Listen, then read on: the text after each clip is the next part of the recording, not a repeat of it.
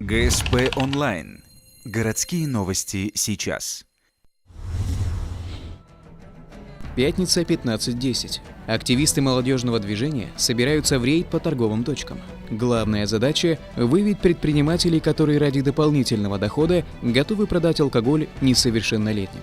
Для проверки выбрано 2 небольших магазинчика по проспекту Ленина. Подростки-добровольцы попытаются приобрести выпивку. 2 кулер лайм.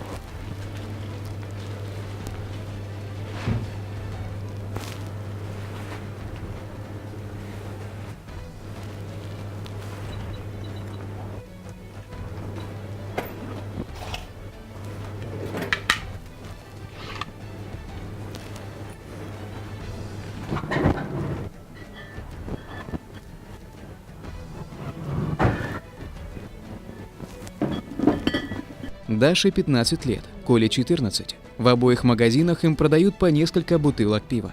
Паспорт продавцы не спрашивают. Как только спиртное оказывается у ребят, в магазин заходят правоохранители, свидетели и представители администрации. Оформляют протокол о нарушении правил торговли. Реакция продавцов предсказуема. Они пытаются оправдаться. Никто не продавал в этом магазине.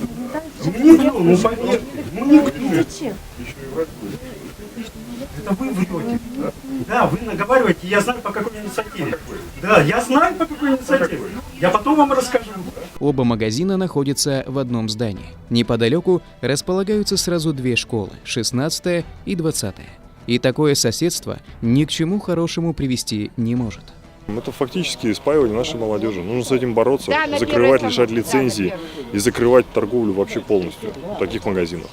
Потому что это не рядовая ситуация, она, скажем так, повторяется из раза в раз. Сколько мы провели рейдов уже, не было ни разу, чтобы мы ушли без того, чтобы не произошла контрольная закупка. Мы не успокоимся, пока хоть один магазин будет продавать алкоголь несовершеннолетним. Нерадивых продавцов ждет штраф от 30 тысяч рублей. А вот хозяевам торговых точек придется заплатить гораздо больше. В случае незаконной продажи алкоголя повторно им грозит уже уголовная ответственность.